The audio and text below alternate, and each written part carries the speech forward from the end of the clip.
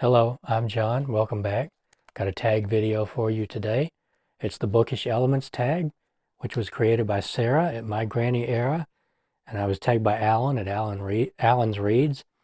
Now he did, I believe, 2 videos in one, and I can't remember what the other one was. I want to say it was about bookmarks, and I don't really have a lot of bookmarks, or I don't have any that are particularly special to me or anything like that. So I chose to do this tag, the Bookish Elements tag, and I'm just going to dive right into it. I haven't really looked at these questions since I wrote them down, so I'm not sure how this is going to go. But number 1, how do you feel about foreshadowing or dropped hints?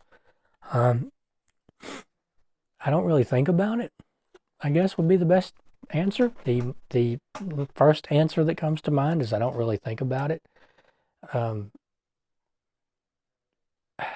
some of it can be very heavy-handed, and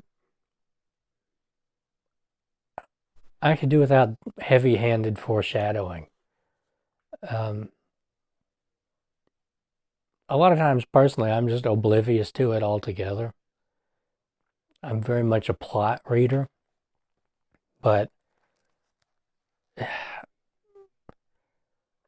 I think sometimes foreshadowing can ruin a book, though, if it's very heavy-handed. Older books from about the 1800s can be really bad about that, or in my experience, they can be. Number 2, bookmarks. What do you use? How do you feel about bending the corner down? Well, first of all, I don't bend corners down, and I don't like when people do that, and I don't like to buy a used book with corners bent down. I never can figure out what it's supposed to symbolize. I mean, was it a bookmark?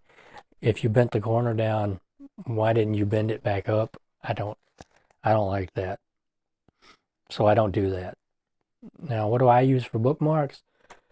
Mostly I get a lot of bookmarks from like Half Price Books. There's another store I go to where they hand out bookmarks when you buy a book. I have some bookmarks from Joseph Beth from about 20 years ago, 15, 20 years ago that I've had all that time. So I'm not really particular about bookmarks. I don't really think about them at all. I've gotten some in the mail from like charities and things like that, but I don't really think about them. I've used napkins. I've used like, just things like that. Pieces of paper, candy wrappers.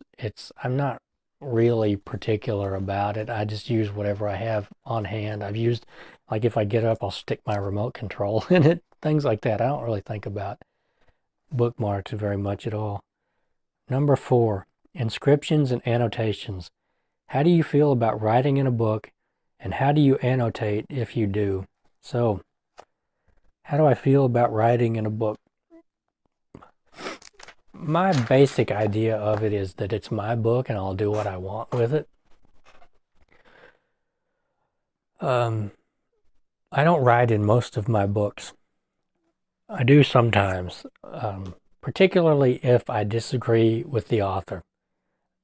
I'm very prone to arguing with authors on the page. And I find that that is very good for my mental functioning. It's like working out in your brain. And it's just not the same when you do it on a notebook. I don't know what the difference is, but when you get down on the page and you say, that's wrong, I disagree with this, and this is the reason why, or if you correct somebody on the page, yeah, I keep a lot of the books that I write in, so it's not like they're going out on the market or anything like that. And a couple of times I have actually bought a book that's annotated and argued with the other person who annotated the book on the page. And that's just kind of fun. But I think sometimes, I could see being really annoyed with that. Like if you order a book and it's covered all over with ink, because some people don't seem to. Well, I have several books around here that I could pull out and show you that I bought secondhand that are just covered in ink, page by page by page. And to the point where, when you get to the point where you're underlining an entire page, what is the point of that? I've yet to figure that out. I mean, if you're going to underline the whole thing, maybe rewrite it in your own hand. I don't understand. I don't know. And I don't like highlighting. I don't like highlighting at all. I don't like yellow highlighting. Pink highlighting is okay. I still don't like it. It's kind of irritating. When I do it, I usually use a pencil. I've used a pen a couple of times, but I usually use a pencil. And I try to do it in a way that won't annoy somebody if I give it away. So there's that.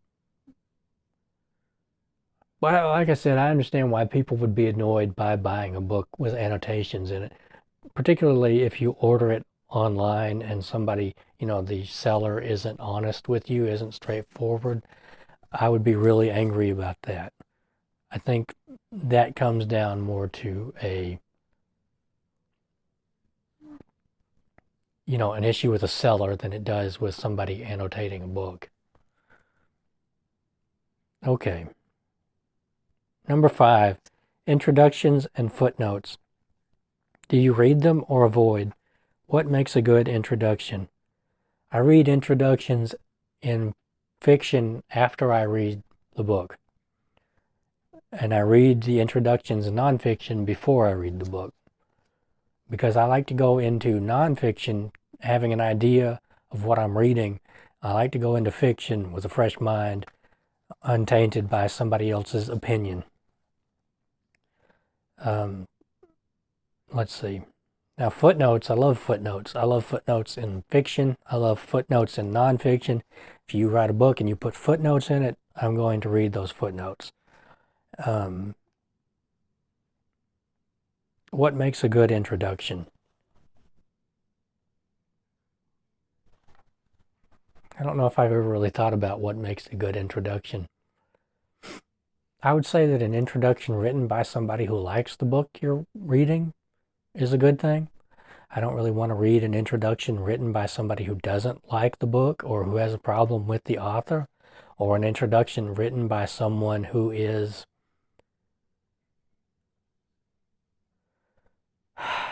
just trendy. I don't, you know what I mean? Like, if I'm going to read an introduction written about a book, I want it to be written by someone who has an idea of the book that they are introducing. I want them to know it. I want them to have read it. And I want them to know the author of the book. I don't want them to be chosen just because they have a famous name. Number 8, format. Which format of books do you prefer? Oh, I'm sorry, I skipped one. No, I skipped several. Number 6, accessories. Do you use bookish accessories like a clip or reading light, book sleeve, annotation materials, bookstand, etc.? Can't read my own writing. No, not really. Sometimes I use those little post-it sticky things, the little arrows. That's about it when it comes to that. I don't know what a book sleeve is. I've never heard of that. So I would like to have a book stand, but for one book in particular, and it's this book right here. I don't know if it shows up on the camera. It's this big green rectangle right here. And that is a really big 11-pound dictionary. And it's got something like 350,000 words in it. And I would really like to have a book stand for that, where I could just keep it open on the table and, like you'd find in a library. Or I haven't been in a library so long, I don't even know if there are still books in libraries. As far as I can tell, they mostly have computers in them now. Number 7, art and illustrations. How do cover art and illustrations affect your reading experience? I don't know. I really don't know. I do know that I'm not a super visual person. And, I've never been able to read like graphic novels or comic books for that reason, because illustrations usually just kind of bounce right off me. I don't really take them in for some reason.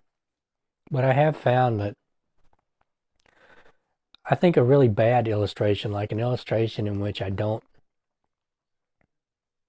which clashes with my inner idea of what the characters should look like or what a scene should look like, I think that can really bother me.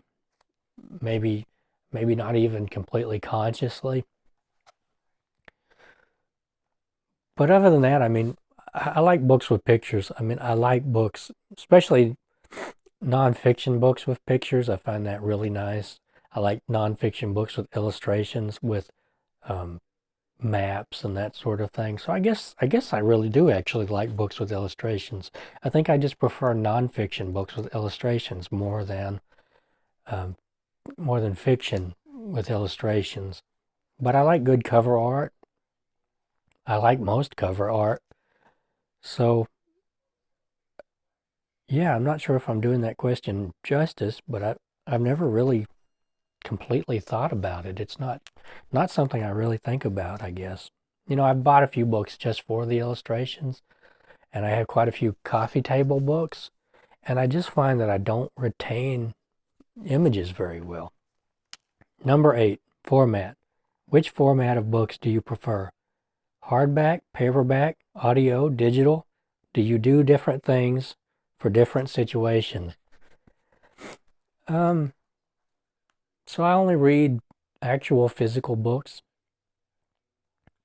That's not snobbery or anything on my part. That's just how I like to read.